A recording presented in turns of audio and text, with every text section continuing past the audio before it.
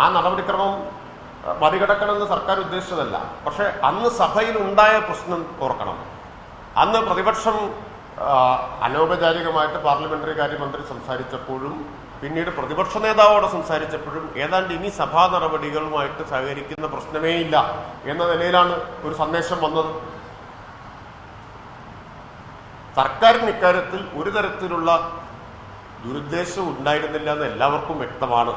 പക്ഷെ രാഷ്ട്രീയ ലക്ഷ്യത്തോടെയാണ് ഇപ്പോൾ ഈ പ്രചരണം നടത്തിക്കൊണ്ടിരിക്കുന്നത്.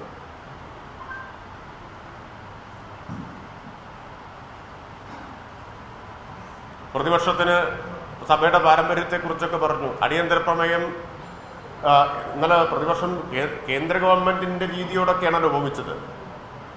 അവിടെ ഞാൻ 10 കൊല്ലം പാർലമെന്റിൽ ഉണ്ടായിരുന്നതാണ്. 10 കൊല്ലത്തിനിടയിൽ ഒറ്റത്തവണ ഒരു അടിയന്തര പ്രമേയം അവിടെ ചർച്ച ചെയ്തിട്ടില്ല. ഒറ്റൊന്ന്.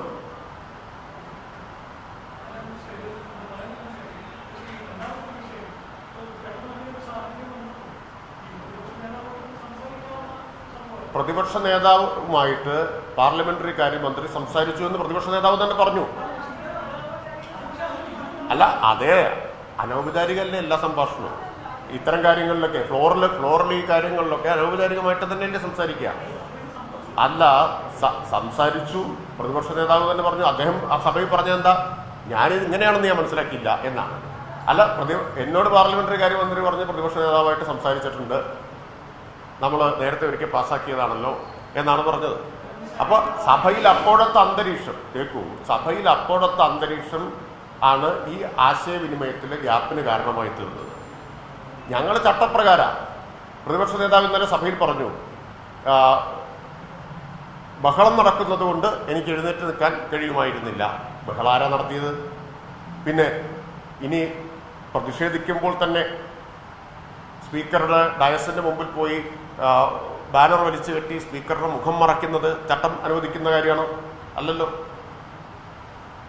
അപ്പൊ അത്തരമൊരു അന്തരീക്ഷം സൃഷ്ടിക്കുകയും എന്നിട്ട് ഇടപെടേണ്ട സമയത്ത് ഇടപെടാതിരിക്കുകയും ചെയ്തിട്ട് വലിയ ജനാധിപത്യത്തെ കുരുതി കൊടുത്തു എന്ന് പ്രചരിപ്പിക്കുന്നത് അങ്ങേയറ്റ അധാർമികമാണ്. മാധ്യമങ്ങൾ അതിന് കൂട്ടുനിൽക്കുന്നതും വളരെ നിർഭാഗ്യകരമാണെന്ന് മാത്രമേ മിതമായിട്ട് പറയാനുള്ളൂ.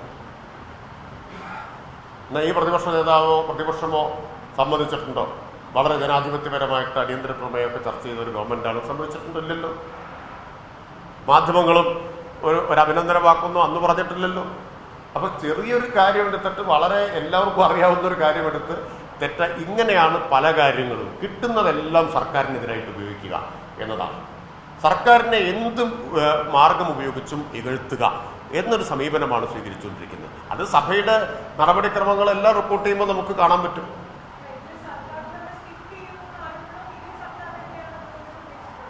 ഒരു അടിയന്തര പ്രമേയ നോട്ടീസും സ്കിപ്പ് ചെയ്തിട്ടില്ല. അതാത് സന്ദർഭത്തിൽ സ്പീക്കർ പറഞ്ഞിട്ടുണ്ട്. ഒരിക്കൽ ഉന്നയിച്ച കാര്യം അല്ലെങ്കിൽ അടിയന്തര സ്വഭാവമില്ലാത്ത കാര്യം അത് മാത്രമേ ഉണ്ടായിട്ടുള്ളൂ. അടിയന്തര പ്രമേയം എന്താണെന്ന് ചട്ടങ്ങളിൽ നിർവഹിച്ചിട്ടുണ്ട്. അത് റീസെന്റ് ഒക്കറൻസ് ആയിരിക്കണം എന്നതാണ്. അങ്ങനെയല്ലാത്തതേ ഉണ്ടായിട്ടുള്ളൂ. സർക്കാർ അങ്ങനെ നിലപാടെടുത്തിട്ടില്ല. പലപ്പോഴും പ്രതിപക്ഷം വെട്ടിലായി പോയത് നമ്മൾ കണ്ടിട്ടില്ലേ? അടിയന്തര പ്രമേയ നോട്ടീസ് വന്നു, എന്നാൽ ശരി ചർച്ചയാവാം എന്ന് പറഞ്ഞപ്പോൾ വേണ്ടിയിരുന്നില്ല എന്ന നിലയിൽ പ്രതിപക്ഷം എത്തിച്ചേർന്ന സ്ഥിതി കണ്ടിട്ടില്ലേ? അപ്പൊ അത് മാത്രം പറയാനാണ് നിങ്ങളെ കാണാൻ വേണ്ടിയിരുന്നത്. ഇടയ്ക്കിടയ്ക്ക് കാണാമെന്നാണ് വിചാരിക്കുന്നത്. നിങ്ങൾ കൊടുക്കൊന്നുമില്ല, എന്നാലും ഞങ്ങള് കാണുമ്പോ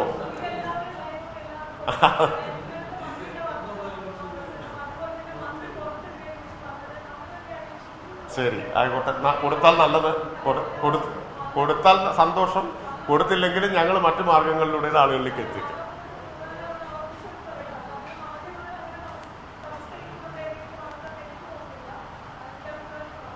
അല്ല, തമസ്കരിക്കുന്നവരാണ് കൂടുതൽ, എല്ലാവരും നല്ല ഞാൻ പറഞ്ഞത്. അല്ല, അത് നിങ്ങളിപ്പോ ഇഷ്ടം പോലെ തന്നെയല്ലേ കൊടുത്തുകൊണ്ടിരിക്കുന്നത്. അങ്ങനെ കൊടുത്താൽ മതി, അങ്ങനെ കൊടുത്താൽ മതി. ഇന്ന് വരെ ഞങ്ങളാരും പറഞ്ഞിട്ടില്ലല്ലോ. അങ്ങനെ പറഞ്ഞു തരുന്ന ആളുകൾ ഉണ്ടാവും. ആ ഓർമ്മയിൽ വെച്ചിട്ടാണ് എന്നോട് ചോദിക്കുന്നതെന്നാണ് തോന്നുന്നത്. അങ്ങനെ പറഞ്ഞു തരുന്നവരുണ്ടാവും. ഞങ്ങളായിരുന്നവർ പറഞ്ഞിട്ടില്ലല്ലോ. ശരി, അപ്പോ അവർ സാധാരണ പറയുന്ന കാര്യങ്ങളൊക്കെ തന്നെയാണ്.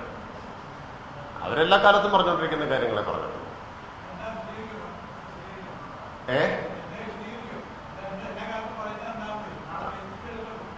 കേട്ടില്ല, എനിക്ക് ചോദ്യം വ്യക്തമാവുന്നില്ല.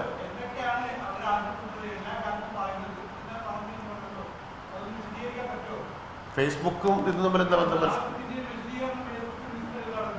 അത് നിങ്ങൾ കൊടുക്കാതെ വരുമ്പോഴാ അത് നിങ്ങൾക്ക് അല്പം പൊള്ളിയത് മനസ്സിലായി. നിയമസഭയിൽ പ്രതിപക്ഷത്തോട് ചോദിച്ച ചോദ്യങ്ങളൊന്നും ബഹുഭൂരിപക്ഷം മാധ്യമങ്ങളും കൊടുത്തില്ല. അപ്പോൾ ഫേസ്ബുക്കിലിട്ടു. അത് നന്നായിട്ട് തന്നെ സാമൂഹിക മാധ്യമങ്ങളിൽ പ്രചരിക്കപ്പെടുകയും ചെയ്തു. അതാ ഞാൻ പറഞ്ഞത്. ഞങ്ങളെല്ലാവരും നിങ്ങളെ കാണും. നിങ്ങൾ കൊടുത്താൽ കൊടുത്തില്ലെങ്കിലും പറയും.